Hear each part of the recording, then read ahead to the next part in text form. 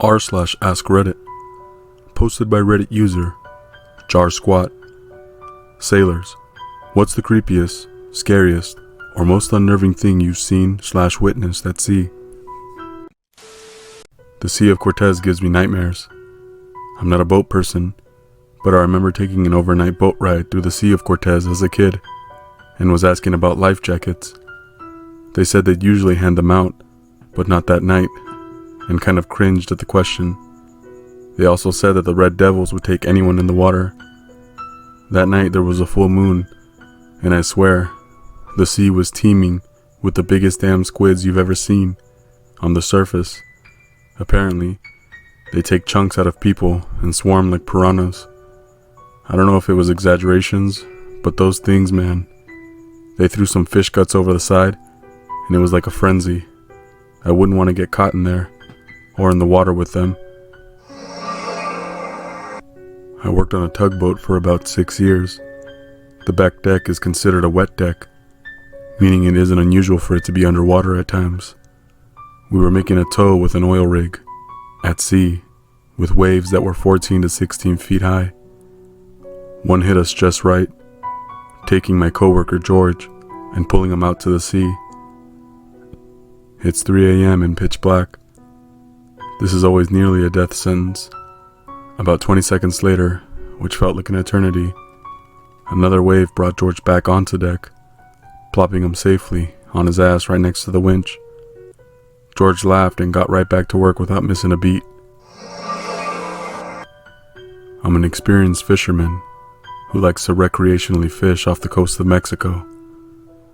One time, about 25 years ago, me and my brothers were out fishing for yellowtail.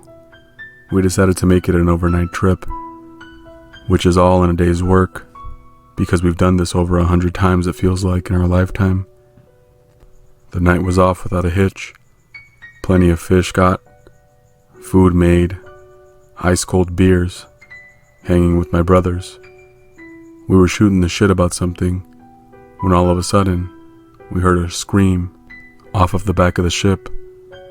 It was a woman's scream. We had no women with us on this trip. Me and my brothers were trying to go rush to see what happened, but the oldest brother grabbed all of us with all his might and pulled us back. He put his finger to his lips and just shook his head no. We all looked at him with confusion in our eyes.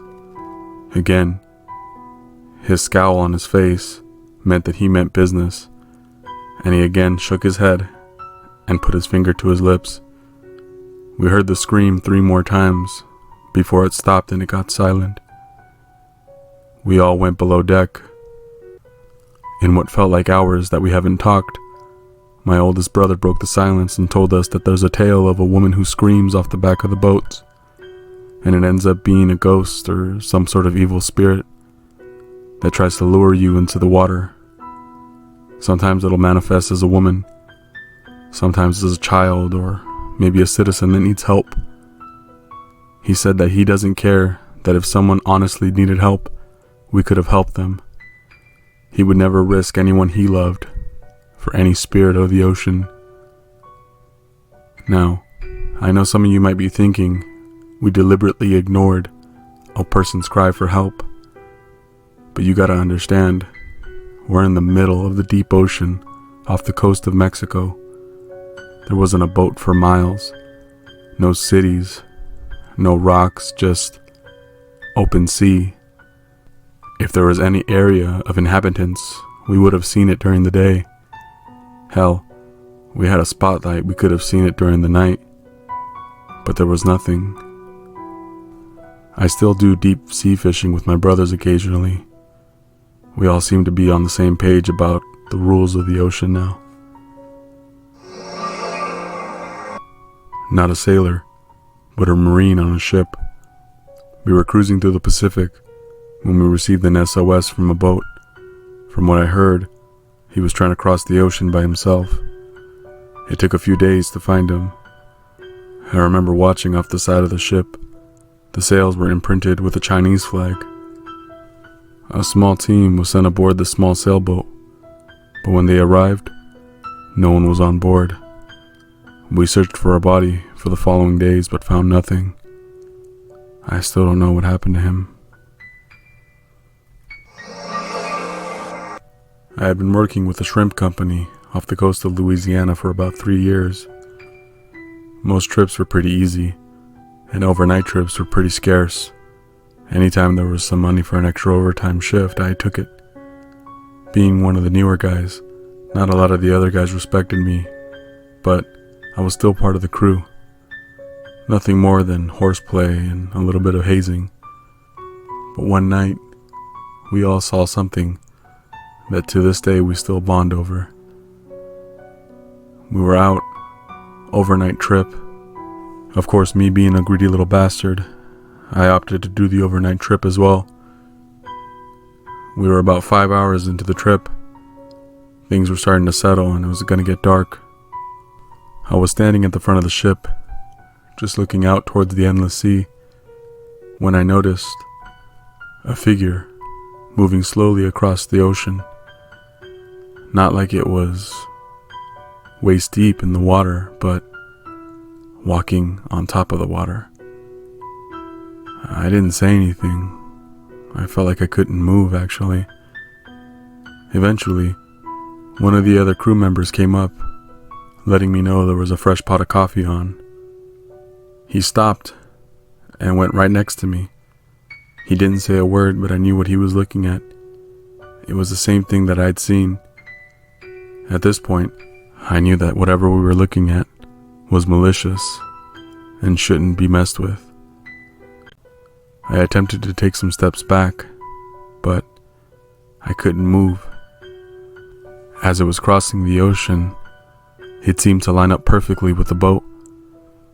Me and my crew member both looked at this thing, this entity, with wide eyes, jaws dropped. It turned to us. It looked human-like, like a human in a robe or something of that sort. I couldn't see its face, if it even had one. All of a sudden, almost like it was running on the water, it sprinted straight for our boat. Me and the crew member ran as fast as we could, unhinging our bodies from the perilous state, down into the deck. We called other members of the crew to come up and see what we saw, but the 1 or 2 people that joined us noticed that there was nothing. Not a figure, not a shadow, no fog, just nothing. They wrote it off as sleep deprivation, sea-tide sickness, anything else but the truth of what we saw. Eventually, me and the other crew member just got over it and continued our duties. But I can say with full confidence now that I will never peer out over the edge of the ocean for too long, for fear of getting some sort of hallucinational sickness. In the mid-2000s, my boat was boarded by Somali pirates. It wasn't a big deal as far as the merchandise went. It was all relatively cheap things covered by insurance. But as soon as I spoke and he figured out that I was British, the whole ordeal turned much, much more sour. The crew members I had with me were more than crew members, and they were like brothers. We offered them everything short of the clothes on our back. But at one point, they had made the conscious decision that they're taking the whole boat and us along with them. I was afraid for my life, but somehow I knew we were going to be okay. At least, that's what I had initially thought. After they had gotten contact with someone in charge, they had made a ransom for the crew. To show their dominance, they decided to off one of my crew members. It was terrible, because he had just had a baby girl the summer before, and was so excited to marry his love. I was torn and distraught, but I knew I had to stay calm for the sake of the other men. After what seemed like forever negotiations, the pirates decided to come to a deal. They decided to take all the merchandise and, for a fee, would allow us to live and leave us there. Supposedly, it was some sort of wire transfer, some sort of account they had set up. But to be honest with you, I don't know what happened. I pulled into the closest port and radioed all the authorities that I could. Once on dry land, I had a dead body in my boat and 3 other scared members of my crew. To this day, all they disclosed to me was that I was a victim of piracy and that my crew member who had died was also a victim of piracy. No other explanations. No explanation of why they let us go. Why were they allowed to take everything? Was anything going to be recovered? Was there even going to be a conscious decision to take it back? At the end of the day, it seemed like they wanted us to just be happy that we got home alive. Well, at least most of us. Not me, but my great-grandfather. He was a fisherman in Japan and had a crew of about 6 people. And they would always collect fish and take them to the markets for sale. My great-grandfather was an extremely hard worker, loved the ocean, and was very dedicated to his line of work. One day, my grandfather had said that he'd fallen asleep, or at least that's what he thinks. He said while sleeping, he had a dream of a young Japanese boy at the shore looking out at him. He was on his boat, just staring at this little boy. The little boy's mouth was moving, but there was no words to be spoken. As hard as my grandfather tried, he couldn't understand the boy. He couldn't hear the boy. It wasn't until the little boy raised his hand and pointed his finger up into the sky that my great-grandfather looked up and saw an eagle flying through the air. It was very odd because he had never seen this kind of eagle with a white head and yellow beak. All of a sudden, he went to look back at the boy, but instead was met by a blinding light, so bright he could feel his eyes melting in his skull.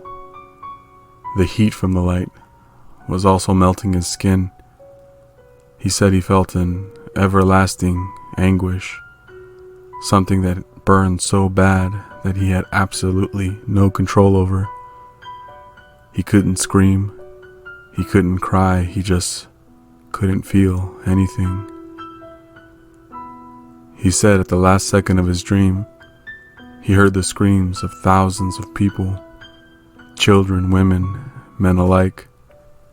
When he woke up, he was lying on the floor of the ship, surrounded by some of the crew.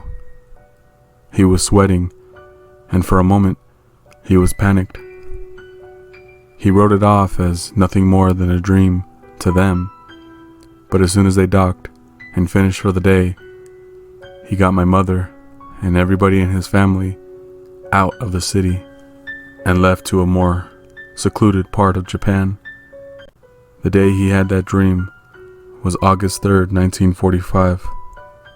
3 days later, the attacks on Hiroshima and Nagasaki began. Our whole life was uprooted and destroyed, but my family lived and was saved. My great-grandfather has no clue why he felt the need to leave. He has no idea how he knew what kind of symbol meant American, and how he knew that the damage that was going to come in the ensuing days was going to be so great that the world was going to change because of it. He just knew in the deepest pit of his gut that his family was in danger, and like any man would do, his first instinct was to protect us. He's passed on now, but that story always sends a shiver down my spine. Thank you, Grandpa. I love you.